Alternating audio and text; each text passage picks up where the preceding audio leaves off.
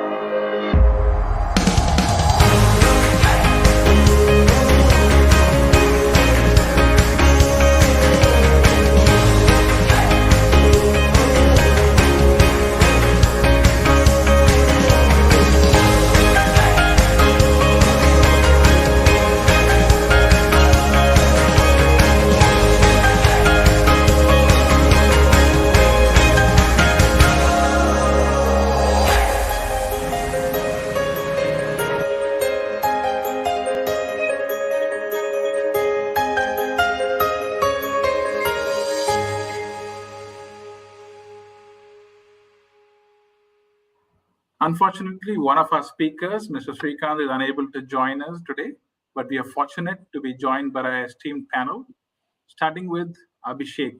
Abhishek Humbad is the founder and CEO of Kudera, the world's leading volunteering management company, enabling 7 million employees to volunteer in 100 plus countries globally.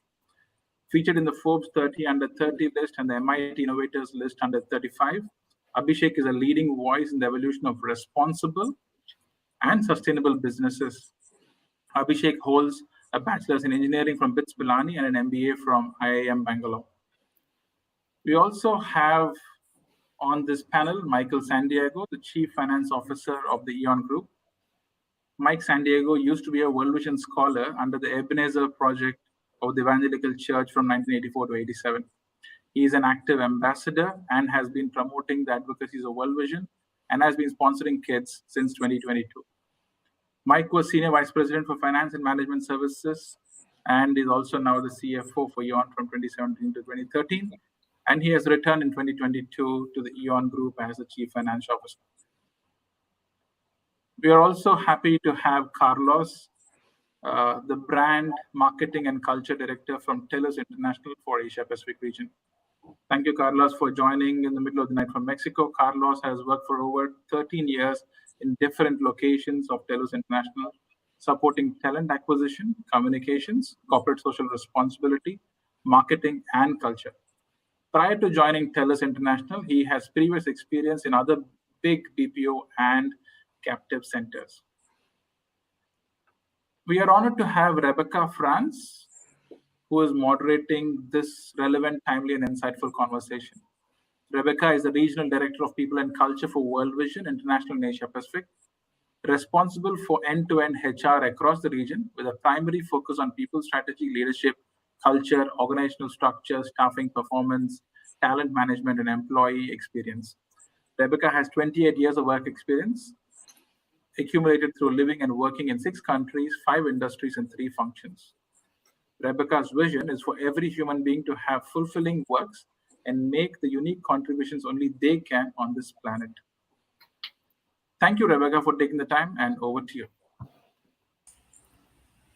Thank you so much, Rahul, and a warm welcome to our virtual audience here and all our panel. As a backdrop to this great resignation, I thought we could warm up our minds and our hearts, reflecting on three megatrends that have been confronting the workplace in recent times. The first is really about the erosion of trust. You know, some of us who have 28 years of work experience know that the workplace today looks very different from how it looked back when we started. We've come a long way from lifetime employment. Organizations are being driven so hard by shareholder demands for competitiveness, for compliance, for profitability, for efficiency. And we're moving away from those family founded, founder led companies to really this generation of professionals that are caught between so many competing commitments. The millennial generation, one that we have two wonderful speakers on the panel today qualified to speak about. And Mike and I are the non-millennials here, just for everybody's information, but we'll be getting into that a little bit. Those born between 1980 and 2000, they're now firmly entrenched as a majority in the workplace and will make up about 75% of our workforce by 2025. And you know, they're pushing us, they're driving the workplace into this beautiful new future, and they're sort of saying it's not enough to have profit, we must have purpose. It's not enough to make a contribution, we must have a community. They're forcing us to think about respecting the whole self and, you know, busting this myth of 9 to 5 working. And they are hungry for learning, for growth and reinvention. And for many of us, this is a challenge. How do we engage their hearts and minds? And then the last mega trend, I think, needs no introduction. We've all been living it for the last couple of years, the pandemic. And all the restrictions and challenges, but also all the opportunities and reinvention that we've seen with that. So I don't want to spend more time setting the stage because there are some fabulous conversations waiting to be had. We're looking to you to keep us awake and engaged through your chat comments and questions, and we'll be taking that later as well. But for now, I'd just love to jump into these three mega trends and have our wonderful panel look into where does corporate volunteering fit in? Because each of these trends has shifted the game, and the whole definition of a successful, sustainable organization today and going forward is so different. And where does corporate volunteering offer hope for us against that backdrop? And how can we make the most of it and watch out for some of the pitfalls?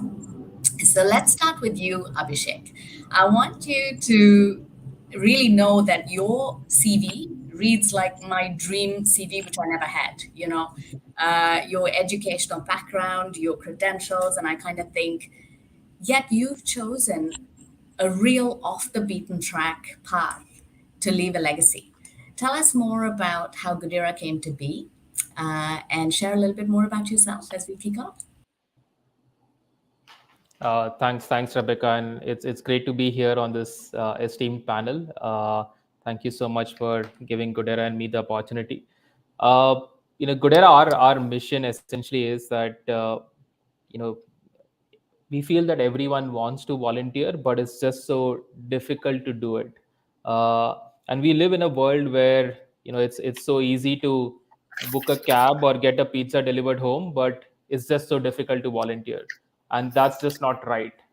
It takes a huge amount of effort to figure out the right kind of volunteering opportunity and have the right kind of volunteering experience for employees, and that's what we wanted to solve through technology. uh, we are a technology driven startup in some way, so our mission from a social impact perspective is to enable the world to volunteer, but using really high class technology. In fact, most of our team at Goodera, we have about 250 odd folks, and most of our team have similar educational backgrounds like me, and really grateful to our team for making this happen, because we are really very passionate to make this work and make volunteering super simple for everyone to do it. And when I say super simple, it means that all the logistics around that has to be removed so that you could volunteer very very easily. And and that actually, we feel volunteering is probably become a lot more mainstream as part of culture for companies. So where it was a good to have probably a couple of years back, from a millennial and a Gen Z perspective, it's almost a must have. And this transition from a good to have to must have got accelerated because of the pandemic and the side effects of that. And one of the key side effects, as you mentioned, was the erosion of trust, which happened between the company, their employees, and the community. And volunteering is almost like a glue which can potentially connect these key stakeholders together and build or rebuild that trust in a more meaningful manner. And happy to share in more details, but just wanted to kickstart in terms of where we feel volunteering is playing a role, and Goodera trying to use or leverage technology, like in so many other industries, to disrupt or make volunteering significantly better and more accessible to everyone who wants to do it. I love that. Make volunteering as easy as ordering pizza. And Carlos, as a millennial, you're probably very familiar with ordering pizza and sitting in your hotel room in Mexico. Love to hear your views on the mega trend of millennials and how you see that. And I'm sure you're going to set me right that millennials may not be the ones driving the philosophy in the workplace. And you've been sharing a little bit with me backstage about Gen Z. But let me leave it to you. How do you see volunteering and the megatrend of millennials? Thanks, Devericka. So one of the main points that I would like to place here straight ahead is how we need to debunk the myth that the millennials are this careless, fragile generation, very unstable, that don't spend too much time in the same company. I think we need to understand that we have impacted so much the way that business are done. Not only because we have come and disrupted workplaces, we have made sure that, as Abhishek was mentioning, now corporate social responsibility is almost a requirement in every company. But we have evolved, right? People think of millennials as this super young people, but I'm 37. People who were born in the 80s is already 42, and they're still millennials. Our objectives have changed, and the way that we perceive millennials in the early 2000s, it's not the way that we should perceive the generation now. We are Intel's International, 87% of our team members are currently millennials. So we have jumped ahead of the trend of 2025 that you were mentioning. And we have seen how attrition's pretty low. Obviously, the Great Resignation is affecting everyone across the board, but we have sustained pretty healthy numbers of attrition in our pipeline. And it's because 87% of the people cares more about their work, cares more about the environment in which they work, and making sure that there's a lot of small things around flexibility, diversity, and corporate social responsibility that are maintained, that are valuable for them, that makes the decision for them to stay or to leave, makes it a little harder to leave. So good. I love that. The generation that's bringing caring, community, and conscience to our corporate culture. And so agree with you from my experience. But Mike, let's hear from you a little bit as the CFO of Eon. Yeah, I think I'm not sure whether I would classify the Great Resignation as another type of pandemic that most organizations are experiencing right now. But really, I've seen a lot of resignation, and I mean, good for Carlos and their company that the attrition number is really being managed right now. But in most organizations, a lot of this organization are experiencing the so-called Great Resignation, and probably because of what we have experienced during the COVID pandemic, that most of our employees, even if they are doing a work from home arrangement, work from home meaning they are less engaged, probably. So I think it's time for us to counter the great resignation or this issue by making sure that we can re-engage the the employees. In the past, we were taught, the not so millennials like us, Rebecca, right? In the past, we were taught that we have to achieve productivity, enable for us to say that we have achieved successful management. Right now, we can still achieve productivity, meaning efficiency and effectiveness, but we have to make sure that in the first place, the members of our organization are engaged and continuously re-engage, meaning they are motivated, we listen to them, we hear them, and we address their concerns, especially the millennials concerns, right? So I think it's just a matter of making sure that we have laid out all the engagement, employee engagement, that this is not an HR functions anymore. This is a shared functions by the members of the management, including the whole management committee. Again, it's no longer an HR role anymore. It's everyone's role to make sure that the members of the organization will be re-engaged and will be happy to, to come back, because that's another challenge that we will be experiencing.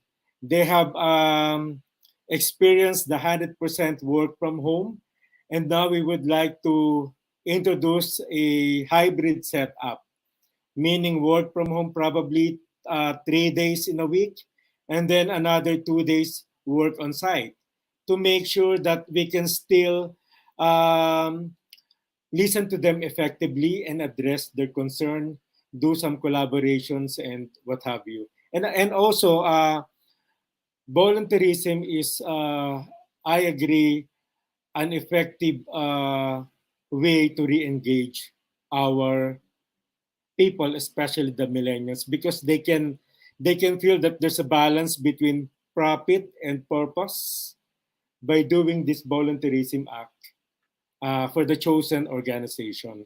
I remember, no, allow me, I just remember in the past we've been, as a company in Eon, we've been doing several engagement, like we partner with Hands on Manila. Hands on Manila partner with Habitat for some building houses, and then we do some coastal cleanup. We also did a reading in the Museo Pambata or Children's Museum, just like what Carlos is doing in Telus. And we also tried to introduce another volunteerism with Kite Foundation. As a matter of fact, no, I would like to share with you guys that during the pandemic, some of our creative people were able to come up with a book, with a storybook that will be used to read to the childrens with cancer in Kite. And another engagement that I can still remember is the introduction of World Vision sponsorship in our organization. That was 12 years ago. And being one of the previously sponsored child, the corporate development and HR used me to talk to our, or to engage to our millennials, so they would really understand where World Vision is coming from. Thank you. Thank you, Mike. And I love that call to action. Engaging our workforce is not an HR responsibility, it's across all of us to create that sense of community and that stickiness in our workplaces. And Carlos, let's turn it to you to tell us a little bit about what's so special about volunteering. I mean, there's a ton of things we can do to engage our employees, from providing breakfast on site before the pandemic to, movie nights. And I've heard of all kinds of exciting ways organizations are competing to be sticky. What's your thought on how volunteerism stands out in that space of options for engagement, and how do your people respond? So one of the things that we have figured out, obviously after a lot of time of putting together activities for our team members to volunteer, is there's a direct correlation between volunteers and let's call it loyalty, or the possibility of you leaving. We have found a very strong connection, and regularly the programs that have a higher percentage of volunteering have a fewer percentage of attrition. When we do our surveys on a yearly basis, one of the questions is if our team members consider that TELUS International creates an impact in the community. And over the past, let's call it 5 years, that question has been consistently over 90% in positive response. So our team members really believe that we create an impact in the community. And when you compare the numbers of volunteers, our goal has always been in between 40 and 60% engaged volunteers within our organization. And in a 20,000 team member organization, that's a very high number. So it's very interesting how even 60% of our team members are volunteers, because we regularly reach our goal. 90 to 95% of them think that we create an impact in the community. So even those who don't volunteer are highly influenced by those who volunteer. So the effect that you create as a volunteer is sort of a ripple effect that ends up affecting the way that you perceive the company, therefore making it harder for you to leave, because you think you're in a good company that's making an impact to the community. So it's really interesting how making sure that you have a strong, steady program for corporate social responsibility impacts your numbers. And I think there's a lot of conversations that we need to have, but one of the most important topics is making sure that your corporate social responsibility programs obey to objectives that are bigger than what your company think. And making sure that everything is tied to something that's relevant for the country. So it can be as easy as in the Philippines, for example, I know that there's a government plan for development towards 2030 that has 15 different objectives.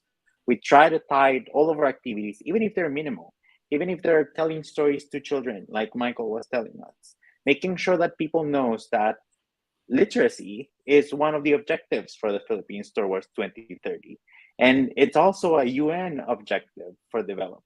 So it's making sure that they understand that even the small actions have higher impact that contributes to the development of their country and even to the UN objectives for development. So making sure that the impact that they're making as volunteers have the higher reach, and for them to see it, I think it's incredibly valid. It gives you the feeling of contribution, and that's very fulfilling for all of our team members.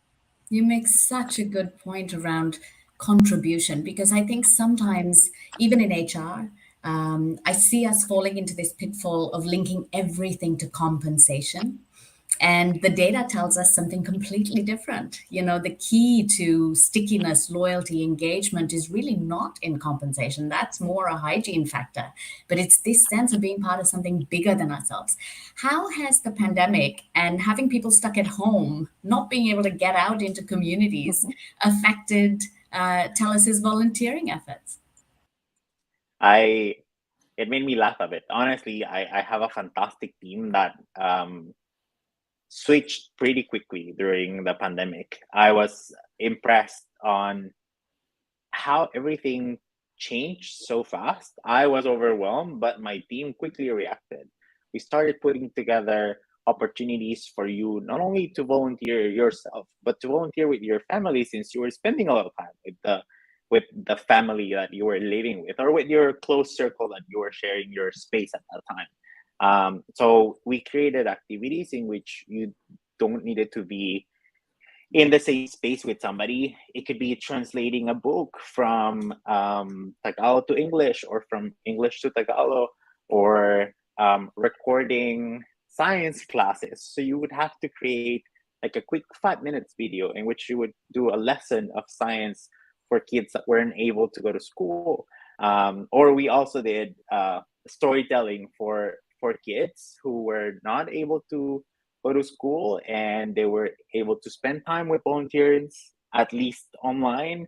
And one or not, one of the objectives that I think we collaborate towards is parents did not know what to do with their kids the whole day during the pandemic. So even having a volunteer reading to them during half an hour was such a relief for the parent and such a joyful experience for the kid, that it was important. So I think it proves that you don't need a huge budget, you don't need a big activity, you don't need buses or lunches.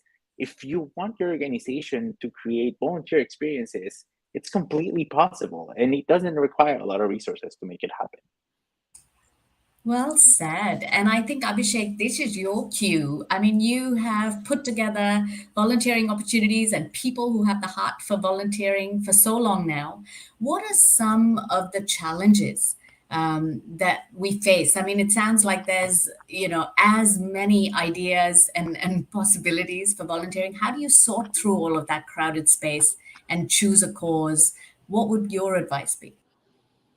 Yeah, and we now have worked with a whole bunch of different companies, enabling their employees to volunteer all across the globe. So right from an Apple to a Nike to an IBM, enabling millions of employees globally to volunteer.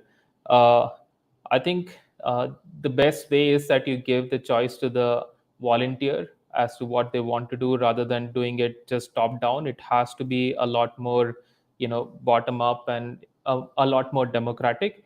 And we've seen now team managers taking the lead, wanting their teams to go out and volunteer. So be it team leaders, ERG members, chief of staff, EAs, HR managers, office managers, like a whole bunch of different stakeholders saying that what's the best way to engage my employees.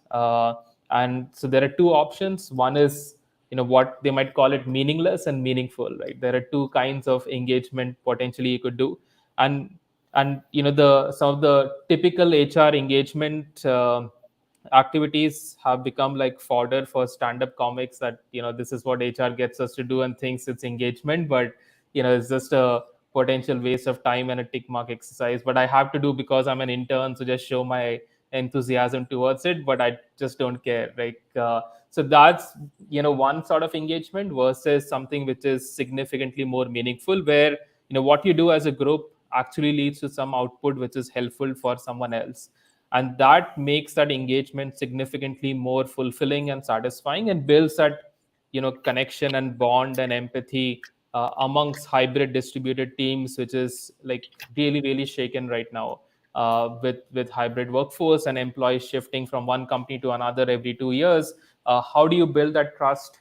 How do you have an environment where employees are not taking up hats of a CEO and an intern, but all of them together for a cause? And that makes it a much more vulnerable and much more vulnerable conversation, so that employees are much more freer when they volunteer and pour their heart out on different topics. So you're volunteering for STEM education, volunteering for racial equality, volunteering for pride, like for different causes. You tend to share personal stories, and when that happens, that actually leads to a much stronger, deeper connection.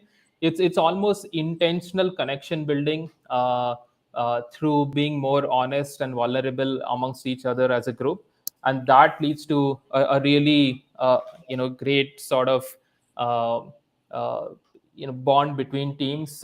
And when they are distributed, they haven't seen each other for months or have never met each other, and still they build a connection on topics other than work, which are really important. And across the last 2 years, you've seen companies focus on something called as ERGs, employee resource groups, which are getting formed in a lot of companies. So communities within companies focused on, let's say, uh, racial equality, or women networks, or accessibility, DNI networks.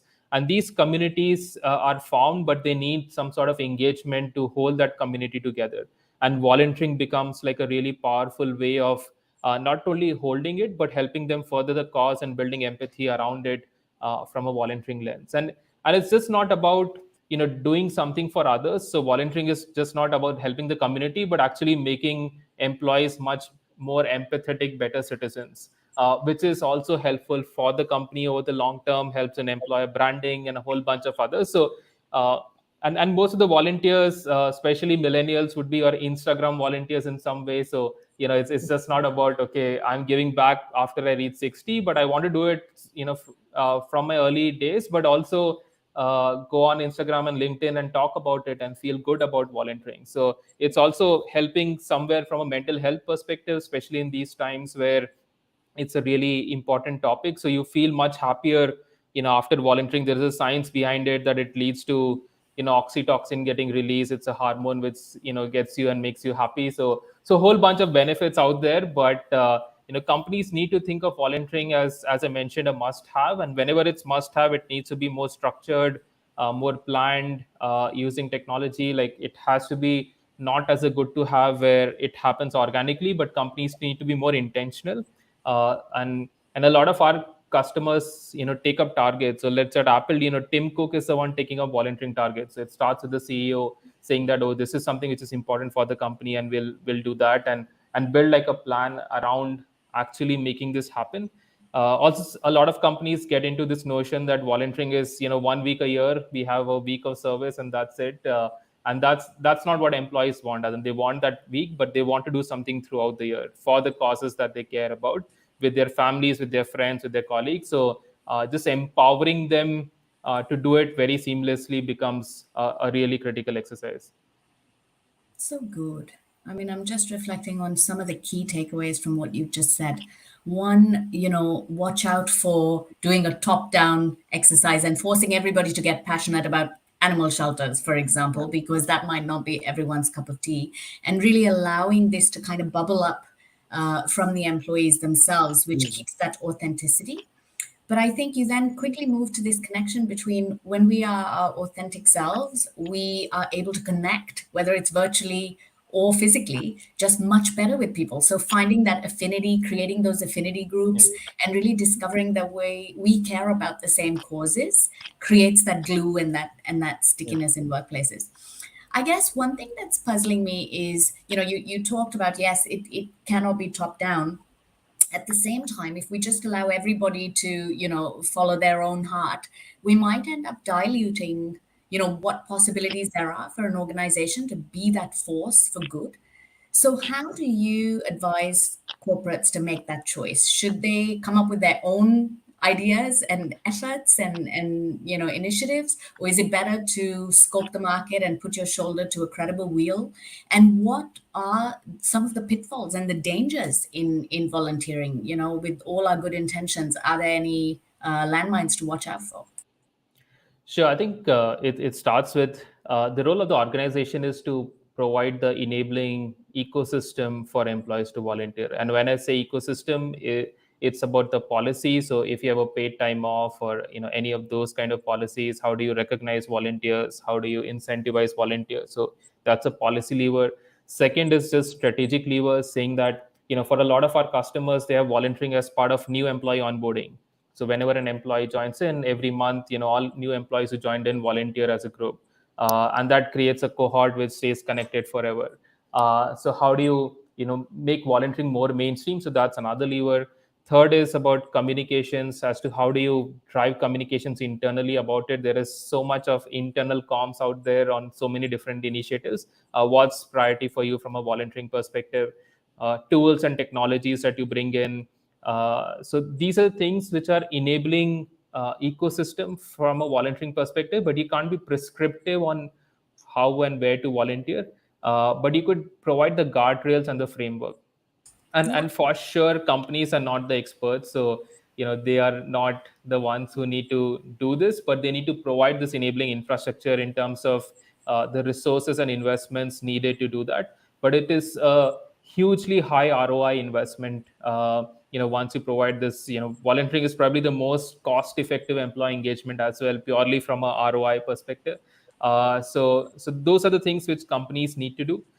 In terms of pitfalls, I think one common pitfall is that companies feel that nonprofits need XYZ, whereas they don't need, and they're forced to accept volunteers, which for taking or getting some grants. And I think that is counterproductive to the whole notion of doing something which is meaningful.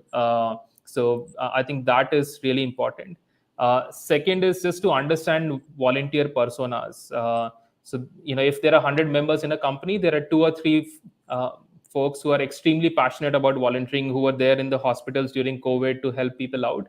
And there are 30 employees who just don't care about volunteering. But there are this 60 in between who would do it if you make it super simple for them. So it's volunteering is almost like a funnel, where top of the funnel is simple to do volunteering activities, get a lot of people involved and make it part of culture.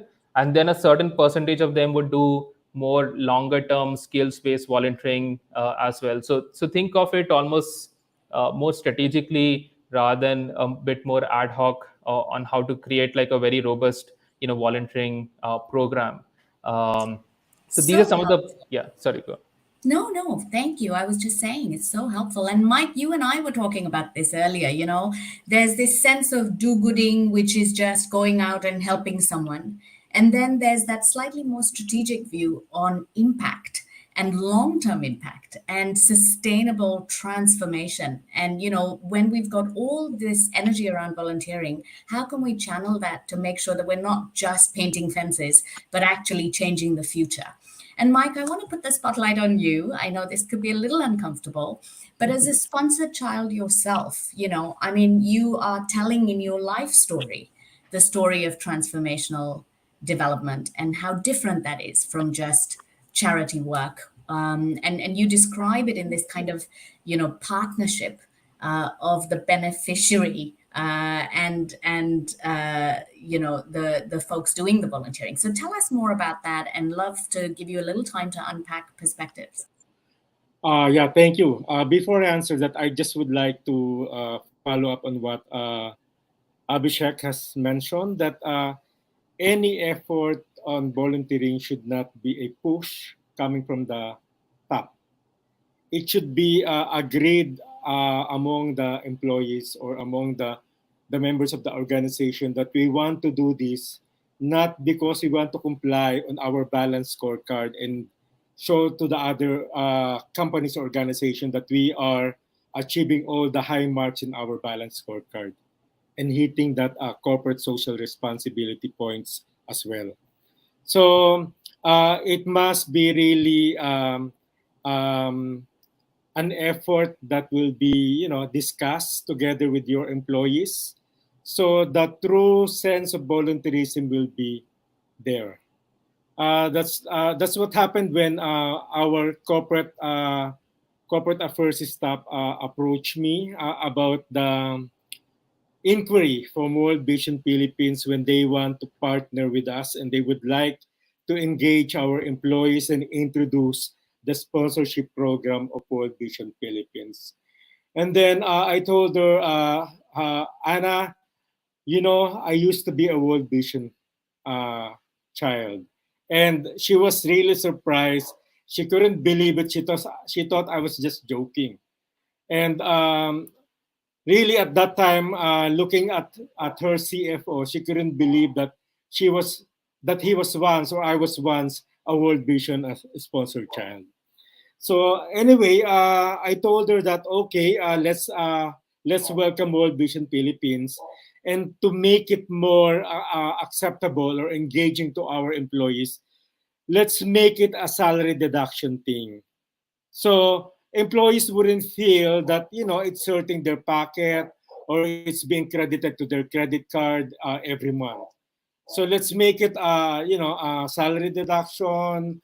They will really volunteer spending probably at that time 600. Now I think it's 750 pesos for a child. So we started the introduction of World Vision program by announcing to the employees in a town hall meeting. So it would appear that we're not cascading this or we're not imposing the program to them. It's more of really consulting with them and then presenting that their very own CFO was once a beneficiary of World Vision program. So anyway, so I told them that I used to be a World Vision kid, and at that time I was labeled I was labeled as a last chance kid because my sponsorship came in late. Normally, World Vision will sponsor the child from grade school up to high school, but my program was the counterpart in our church sponsored my allowance during my college days. My mom approached the church saying that, you know, my boy is entering college and we don't have, enough money to support him. Maybe you can consider him. And then luckily, they agreed to sponsor me and they provided me monthly allowance. At that time, I used the allowance for my transport and to buy some secondhand books in the university area in Manila. So I could really transform or change my mindset that I'm not just into this for charity. I would like to take advantage of this opportunity so I can better myself by making sure that by improving the way I perform in school, I will be hitting two birds with one stone. Number one, I'll be delivering good grades for World Vision Philippines, of course, and second, I am making sure that I am enriching myself because I'm prioritizing my education. So because of that transformation in my younger mindset, fortunately, I graduated with an honor in college. So that uh, gave me a passport to be invited with different corporations immediately after graduation. So fast forward, I was re-engaged with World Vision when I entered the MBA school in Manila. In one of our elective courses, the human resources manager of J&J introduced World Vision in our class and saying that maybe your company is not doing this, but you can do this on a personal level, making CSR as your own PSR or personal social responsibility.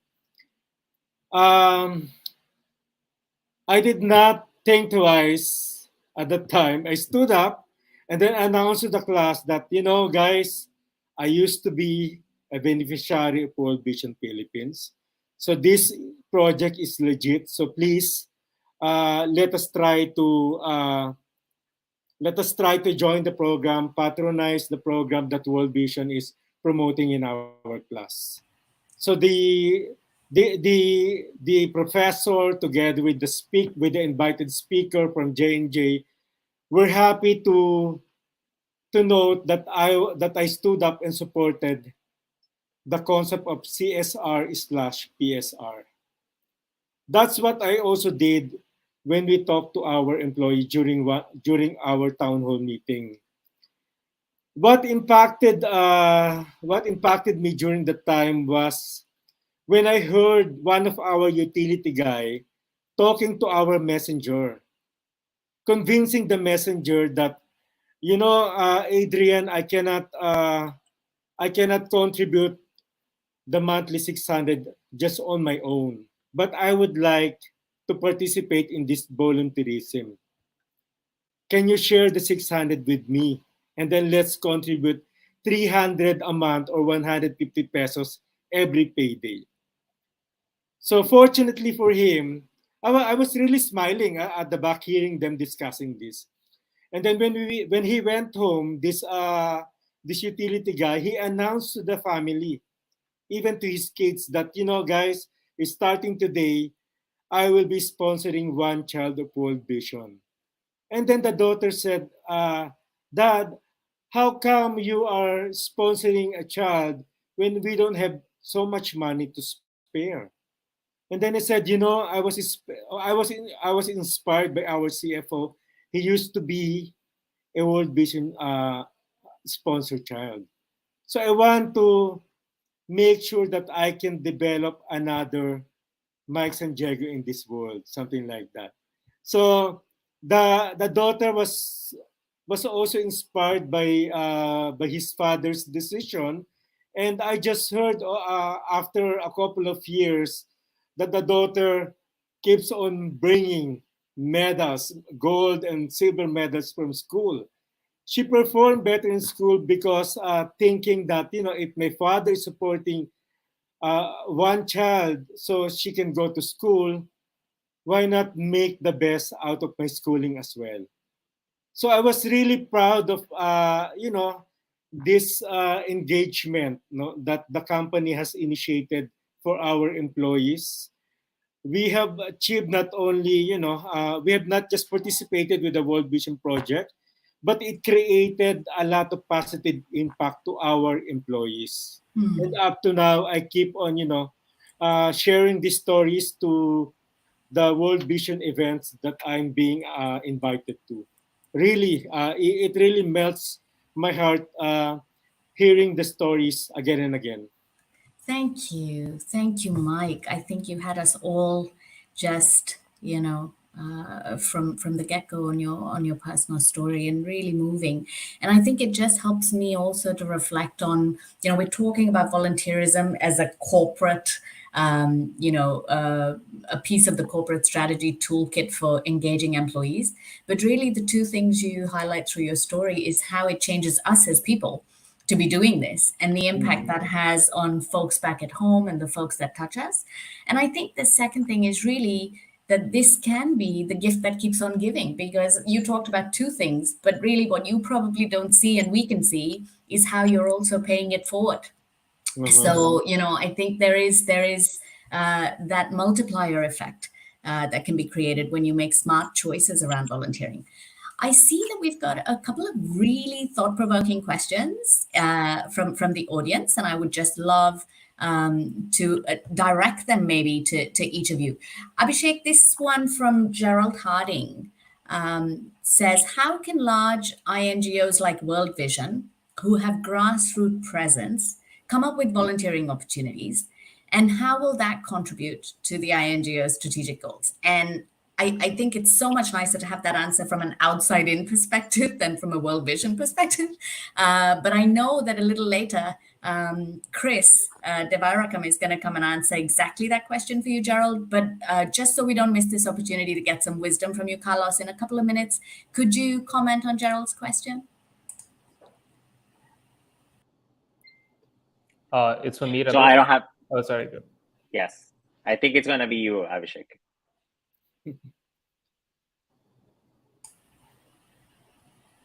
Got it. So just on that question on international NGOs, I think the corporate side question is exactly the opposite. That we have lots of employees who want to volunteer, and where do we find the really good volunteering opportunities, and similarly at the nonprofit side.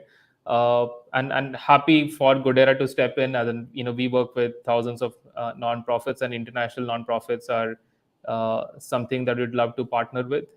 We work with a lot of UN agencies and a whole bunch of others. So, and we have a separate team that helps nonprofits create or co-create the right kind of volunteering opportunities that is right from a corporate perspective, but also beneficial from a nonprofit and an end beneficiary perspective. So this is something which has to be done, and happy to work on that with you, and maybe we could touch base offline on that.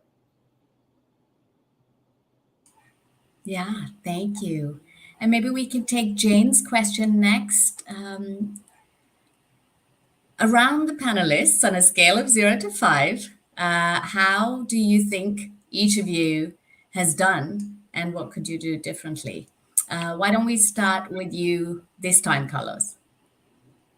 Yeah, perfect. I'm obviously incredibly biased around TELUS, and I would love to say we're like a 5 out of 5. But engagement is such an ever-changing topic. To be honest, you can be 100% engaged with your company today, but tomorrow you can receive a job offer from a company that you always wish to work with, an amazing compensation package that fulfills everything. And even though you were 100% engaged yesterday, today that you got the offer, you might not be 100% engaged. So I would like to say we're somehow a 3, because we put a lot of effort on a daily basis, but we're very well aware that there's gonna be people that unfortunately is gonna find greener pastures outside, and there's nothing that we can do. In fact, we try to be incredibly thankful for the time that team members spend with us, what they have been able to learn, and what they have been able to share with us.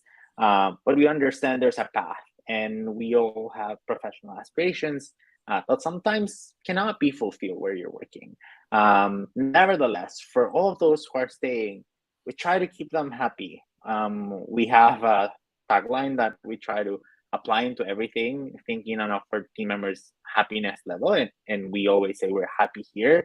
And that's kind of core mentality whenever we try to put together an engagement situation. We try to measure how can we be better on a daily basis, but situation is again ever changing, and right now with the Great Resignation, everybody's getting impacted because of so many reasons that it's, I think, impossible to be that high. So I would say a 3, and I would say the first thing that you need to do is to listen. Make sure that you have a very thorough system of exit interviews. Get all the feedback from all the people that's leaving, and make sure that then, after you have like a good amount of data that you can compile and analyze, you put together a plan to tackle those things that people's pointing out when they're leaving, because that's such an interesting level of insights, and plans can continue through. And then you need to also compare with those who are staying, with your annual, mensual, whatever monthly surveys that you're having. That's I think good amounts of data that you can analyze and put together plans towards. Thank you, Carlos. I'm actually going to skip forward, Jane, if that's okay, and give you a chance to maybe connect with Abhishek and Michael offline, because there is another really interesting question about selection of volunteering opportunities. And I'll open that up for the panel. You know, it's back to this question of how can we be strategic? And I will ask that we try to address that in just a couple of minutes or under, so that we have a few minutes left just to wrap us up nicely.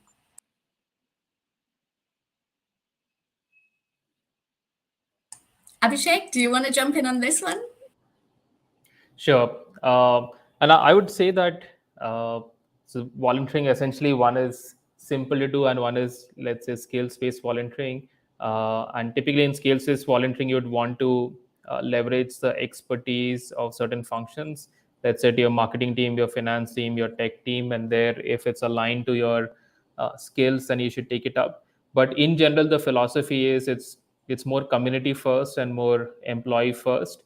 I think a lot of your CSR programs can be strategic in nature, wherein you add value beyond cash. But a lot of volunteering is more about your employees and people, which is should be more community and people first. And that was a beautiful comment about that too, you know, not getting it mixed up between CSR, philanthropy, and volunteering as a tool for engagement and as a channel, I guess, for our employees to feel more engaged in their communities.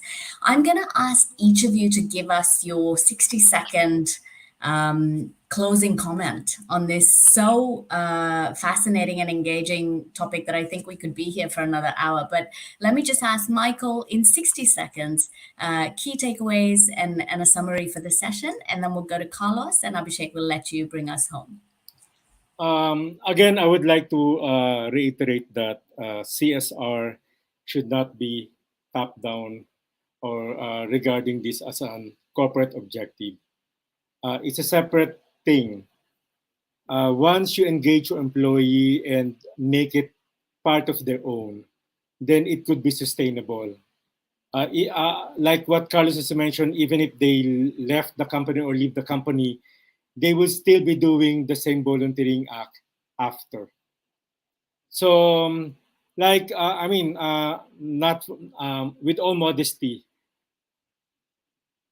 not just paying forward or really being gratitude of what I have experienced under World Vision, but almost every day I would like I would or any opportunity I would really take to post in my social media account about World Vision. Whenever I'm invited, I would really post about it in all of my social media accounts, even LinkedIn. And so I can encourage people to join the cause, because it's not just about giving opportunity to children, but also um, getting into the other cause that World Vision Philippines is advocating, like when there's Thank flood you, or Michael. when there's I'm earthquake and concerned whatnot. I'm sorry, I'm going to leave it there because we might not have time for hearing Carlos and Abhishek's closing comments if I don't. So, Okay. Carlos, over to you, and then Abhishek, do bring us home. Yep, sure. So I think it's important to say that the Great Resignation is here. It's unavoidable. We're all going to lose people. We need to focus on those who are staying. We need to make sure that we listen. We need to make sure that we have a strong plan. And we need to make sure that that strong plan includes opportunities for volunteerism, which is something that we have proven almost that impacts directly the level of loyalty and willingness to stay of our team members. And just to add to what Carlos mentioned, the future of work, as we know, is fundamentally transformed, and volunteering is and will be mainstream in this future of work. So, from a corporate perspective, instead of being reactive to it, be proactive and have a structured volunteering program to offer to your employees. If you don't, they would figure out a way to do it, and it's much better you do it for them. And from a non-profit perspective, again, this is a great way to engage employees and companies. So also be proactive from that perspective. So this is mainstream, will be mainstream and big. So make sure you are prepared for it. Thank you all. And over to you, Rahul.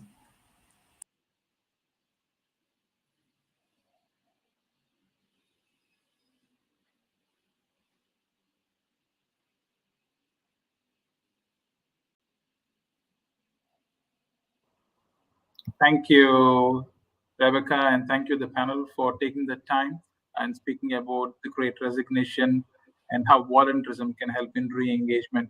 I think very good points of view, and it is not about a good to have anymore, but it is rather a must to have, must have. We learn a lot and how you can make it more impactful and effective across the board by including even their families as well. So thank you all for joining for this session. And to learn more about how you could actually volunteer with World Vision, I'd like to invite Chris Devericka, Chief Operating Officer for World Vision in Asia Pacific, leading the strategic support services. Chris would give us a brief introduction into how you could actually volunteer as part of World Vision from your corporate as well. Over to you, Chris.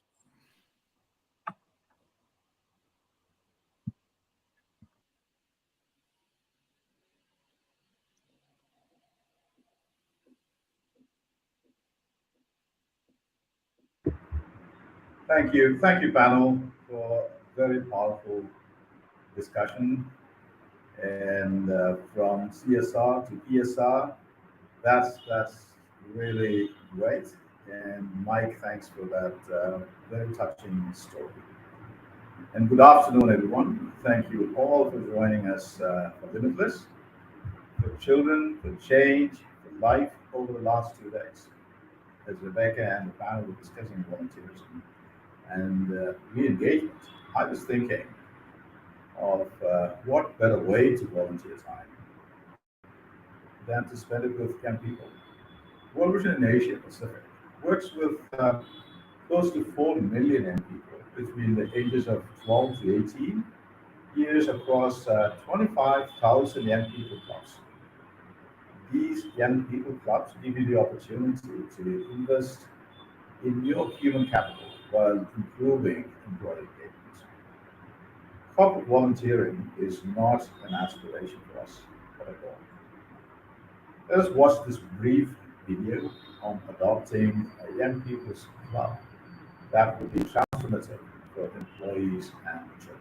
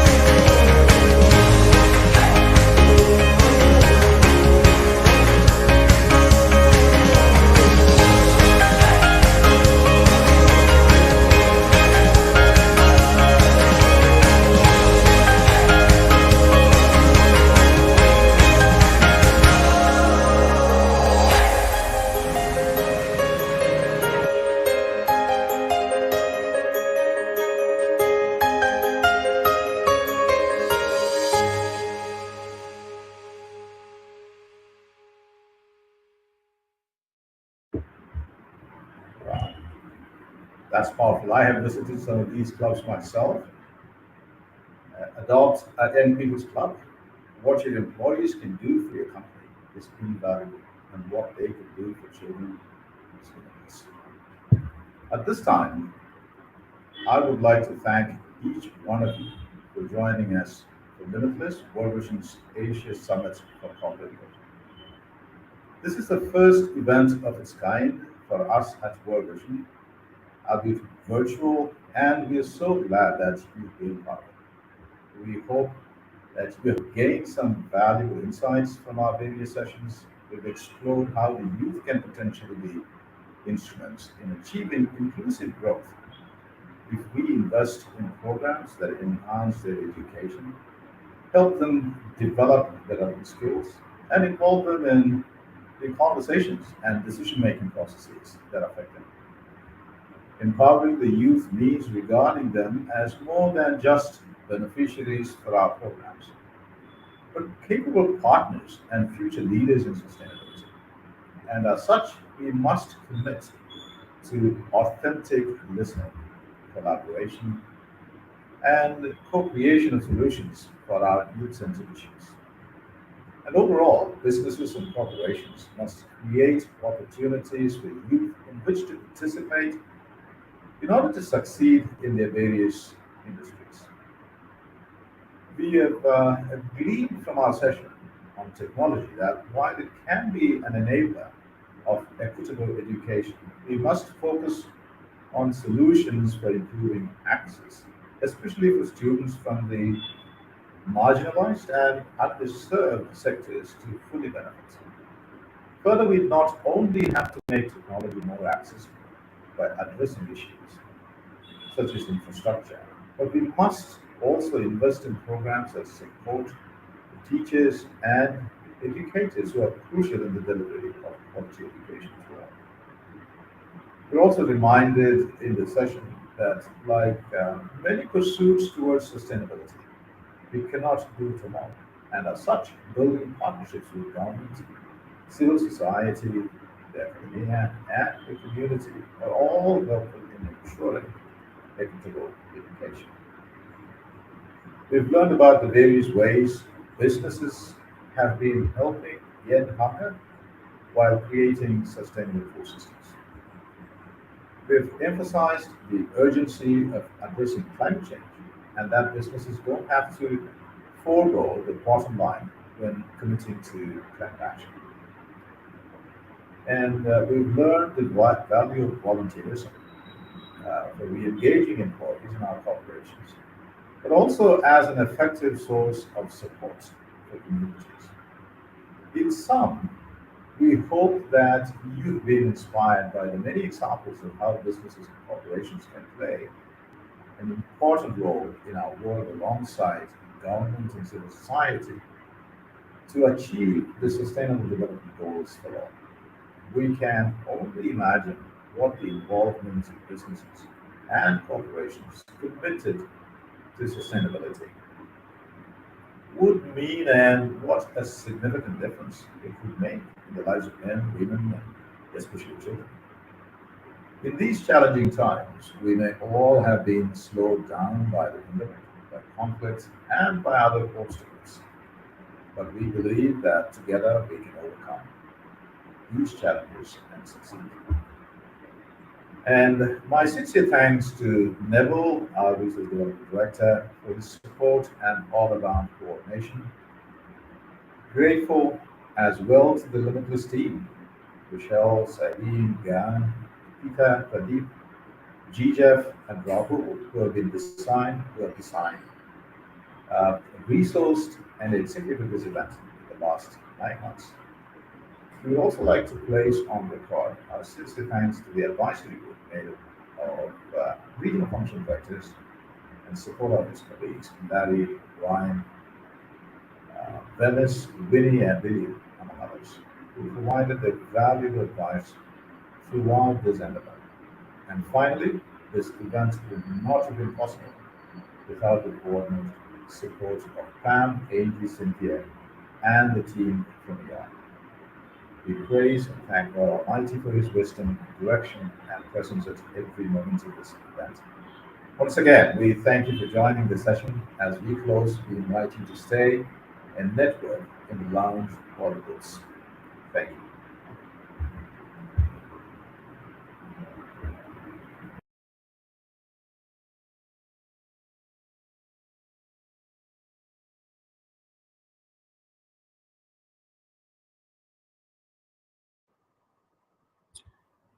Thank you, Chris, and thank you everyone for joining.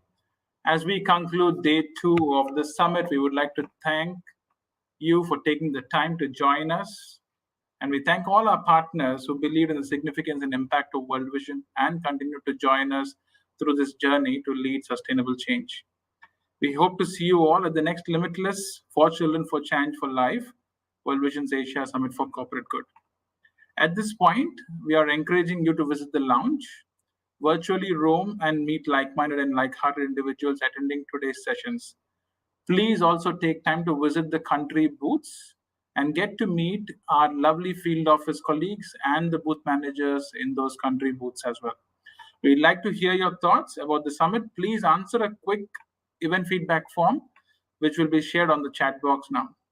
If you're posting about today's event, please tag us using hashtag Limitless WVI 2022. Thank you and happy networking. See you all at the next Limitless.